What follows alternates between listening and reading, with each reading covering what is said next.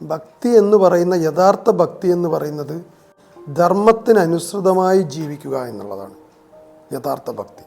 നമ്മുടെ ധർമാതിധർമ്മങ്ങളുണ്ട്.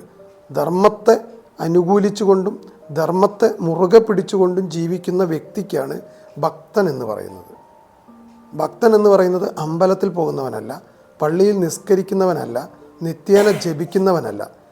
തൻ്റെ ധർമ്മത്തെ മനുഷ്യ സമൂഹത്തിന് വേണ്ടിയുള്ള നന്മയ്ക്ക് വേണ്ടി ജീവിക്കുകയും പ്രവർത്തിക്കുകയും ചെയ്യുന്ന വ്യക്തിയെയാണ് നമ്മൾ ഭക്തൻ എന്ന് പറയുന്നത്. നിങ്ങൾ കാണുന്ന എല്ലാ ആളുകളും ഭക്തന്മാരാണ്. ധർമ്മിഷ്ഠരാവണമെന്നില്ല. ഞാൻ ജീവിക്കുന്നത് എനിക്ക് ഫീൽ ചെയ്യുന്നത്, എനിക്ക് ഫീൽ ചെയ്യുന്ന, എനിക്കൊരു പെയിൻ ഫീൽ ചെയ്യുന്നുണ്ടെങ്കിൽ, എനിക്ക് എൻ്റെ കൈ വേദനിച്ച് ആ വേദന ഞാൻ അറിയുന്നുണ്ടെങ്കിൽ ഞാൻ ജീവിക്കുന്നു എന്നാണ് അതിനർത്ഥം.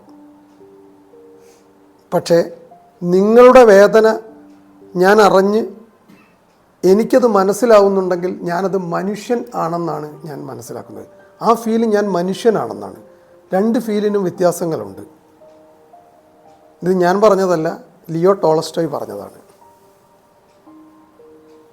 എനിക്ക് ഒരു വേദന വന്ന് ആ വേദന ഞാൻ അറിയുന്നെങ്കിൽ ഞാൻ ജീവിക്കുന്നു എന്നാണ് അർത്ഥം എന്നാണ് ഞാൻ പറഞ്ഞത്. നിങ്ങളുടെ വേദന ഞാൻ അറിയുകയും അത് ഞാൻ അനുഭവിക്കുകയും ചെയ്യുന്നുണ്ടെങ്കിൽ ഞാനൊരു മനുഷ്യനാണെന്നാണ് പറഞ്ഞത്. ഇതാണ് യഥാർത്ഥ ധർമ്മം. ആ ധർമ്മമാണ് യഥാർത്ഥ ഭക്തി. ഈ ഭക്തിയെക്കുറിച്ചാണ് ഞാൻ പറയുന്നത്.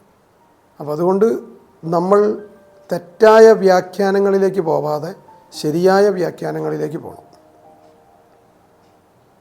ധർമ്മിഷ്ഠൻ ആണോ എന്നുള്ളത് മാത്രം നോക്കിയാൽ മതി. ധർമാതിധർമ്മങ്ങൾ മുറുകെ പിടിച്ച ആളാണോ ആ വ്യക്തി എന്ന് നോക്കിയാൽ നിങ്ങൾക്ക് മനസ്സിലാവും.